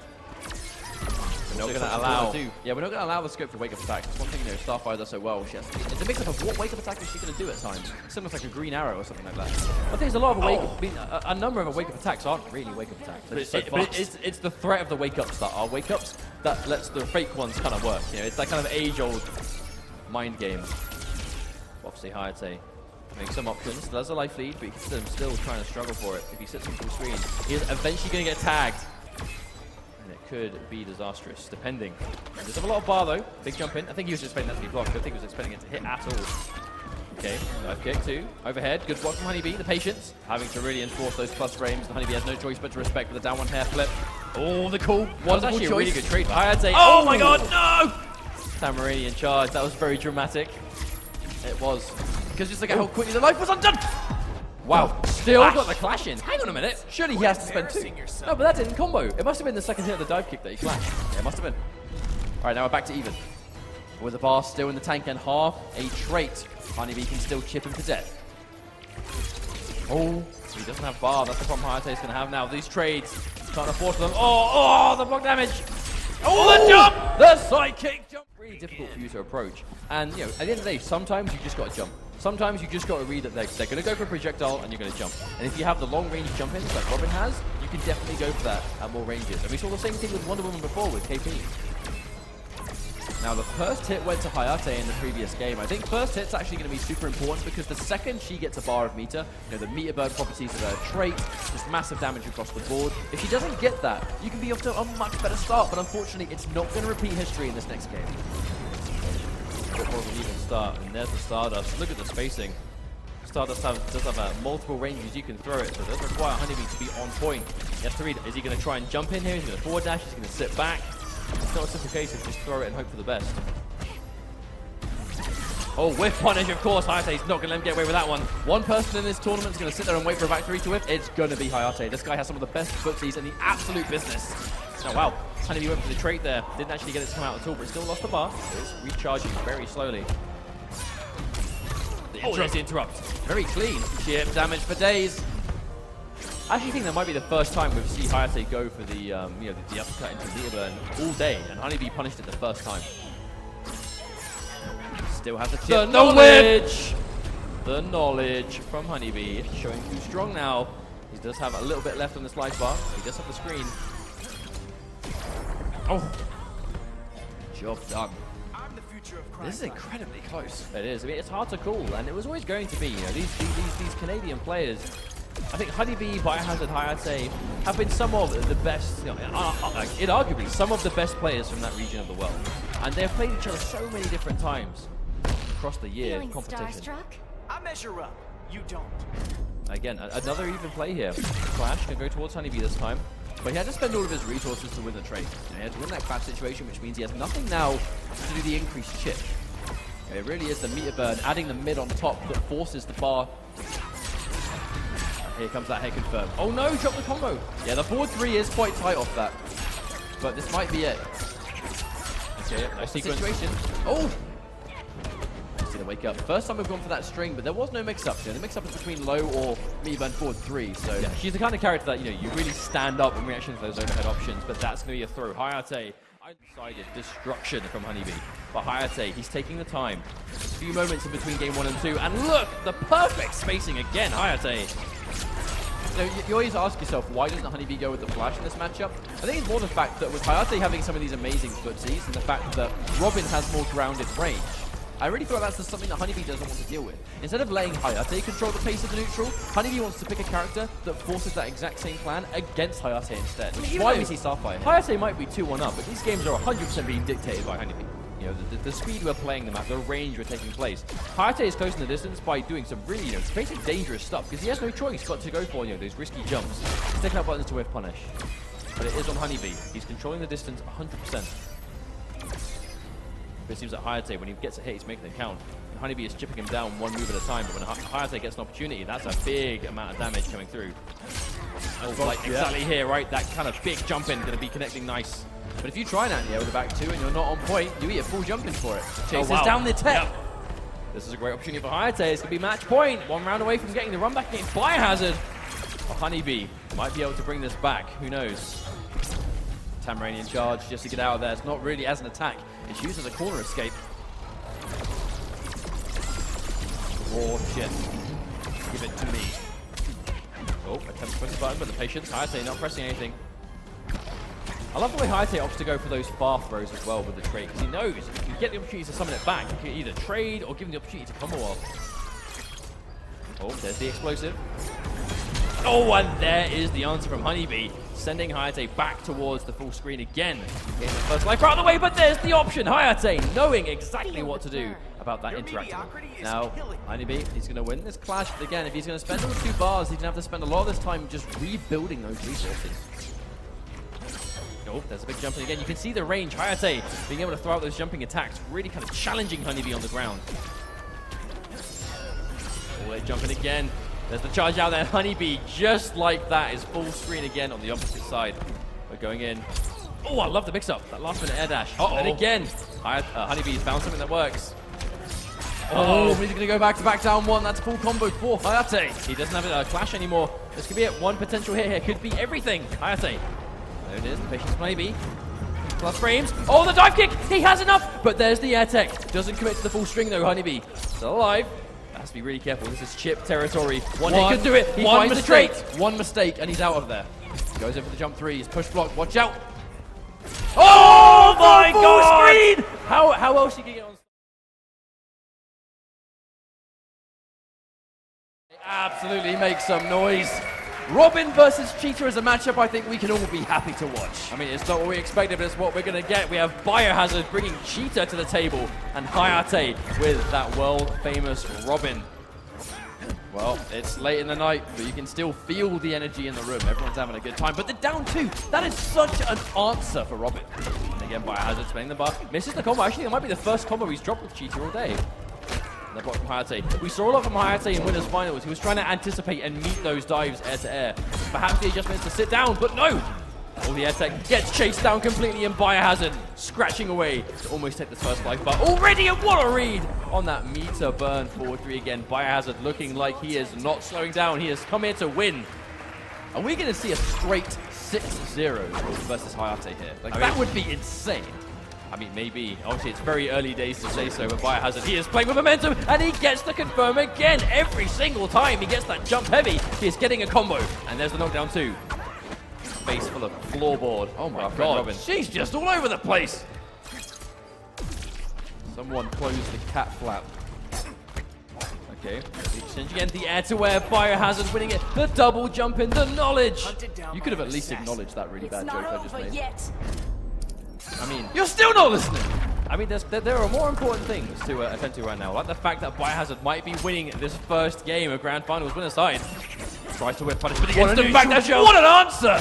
Jumping into leap, full combo, spending a second bar to finish it. Oh wow, and here's the extension. That is incredible stuff from Biohazard. Hayatei doesn't have a clash anymore. That was all guaranteed damage. Doesn't get the back 3. That's unfortunate. Yeah, and no meter to extend either. Hayatei is again. Oh my lord! God, that was sick. Okay, this is 1,000. Right, we're going into another rematch. No stage selection. We're not trying to slow things down. Hayatei, we want to go one match into another. Grab. There's so many mix-up options here that you can go for. Oh, wow. That came from downtown and beyond if it reached over here in the corner. That was like 2 seconds before it finished. Come on again. Oh, more bar. Yeah. Oh, no, he misses the combo. Yeah, she caught the jumping heavy standing this time, so could have got more damage than usual, but unfortunately not. But still, that's a big lead already. And that is an adjustment from Hayatei. He's not trying to meet the dash anymore, but still taking so much damage. Cheetah, every single touch, Biohazard is turning into massive damage. And look at the life lead again. We are seeing a bigger emphasis, I believe, on those low grabs from Cheetah because he's picking off the down 1. So in these situations, he was going for the overhead grab in the Winners Finals, and they always whiffed. Ever since he's been going in for the lows, they've been hitting every single time. Oh, whip punish. There's a sweep, good enough with this kind of life lead. That's enough. Oh, another whip punish. Biohazard is punishing everything. Tries to get over the gap, but there's the trade. Hayatei has an opportunity here. It's definitely not going to even up the life lead, but give him some damage on the table. Backdash again. I mean, look at this Biohazard. He wants nothing to do with Robin. You can't even out-air this! Wow, Biohazard doing it every time. Whenever there's neutral, he is just backdashing to full screen, and then it is his choice how fast the match is being played. And look at this!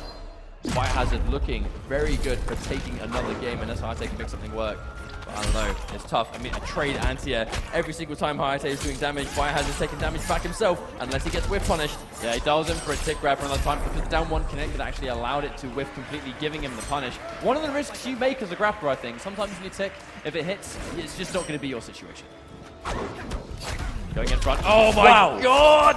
That's dead! Wow. We didn't even see the combo. It might be the start of the comeback of the century. We're going to find out very soon what's going to happen with Biohazard trying to build that space. The trade. Oh, but not that time, Biohazard. That jumping heavy. Very patient, looking for his moment, because the second he goes in, it's sporadic. But he has the trade! Oh my god! Damage! 632! You know what we said yesterday about Biohazard only playing characters that can do like 50% plus with a touch? I mean, she ticks the box. I didn't think Cheetah was in that list. Oh well, apparently she is now. Has been the life lead already. All jokes aside, look at the difference in health and a big jump in. Yep, we go in for that wake-up attack. Almost a Hail Mary, but if it's going to work, then so be it. Hayatei, he just needs something to get going. Oh, and Hayatei doesn't finish the string to punish the chase down. Oh, but there we go. The trade's going to do it. Spencer's bar. Hayatei keeping it nice and simple. Set up time. Just the low. Oh, Hayatei able it for one of the first times in the grand finals. Almost even things out. Yeah, he's lost the first life bar, sure, but look at how close it is this time. However, there's no getting around the fact this is tournament point for Biohazard. And a jump 3. Matching him in the air. Good answer, but plenty of work left to go. Biohazard has more meter too. One of those dives is going to be a full combo into big boy damage. Oh okay, there we go again. Biohazard. It is an element of a mix. It's sweep or forward 3. Yes, you can kind of fuzzy it, but if you block the forward 3, it's double hitting and plus as hell. Oh wow, this is looking really close. It's going insane. We have to jump in, which is decent damage, but nice block on the overhead. Okay, this is an opportunity for Hayatei. Oh no, manages to get clean over. One more touch. So it's going to put him in a bad situation. Here comes the armor. Absolutely. We have to see a clash here. Yeah. This is the final clash for Hayatei. It's be some guaranteed health regen. No reason not to spend it, surely. You have some health back. You need all the health you can get in this match when Biohazard is taking away so much with every touch. However, Biohazard, quite starved on meter. Has an opportunity to extend damage, not so much. Oh, the overhead! No. He gets clipped, and that does so much. Chunk away! The throw tech, vital in this situation. Oh wow, the block from Hayatei. Where did that even hit? Guessing right every time. The jump out of the grab attempt. Don't even try and punish, but that's going to be a full combo, and that's going to be Finality 2018 with Beast Coast Biohazard. 6 games straight versus Hayatei with Cheetah of all characters. Of course, 6 games. Winners Finals 3-0. Grand Finals 3-0. Biohazard really feeling the energy. Huge congratulations. He is one of the absolute most crowd-pleasing players in this community for reasons just like this. He is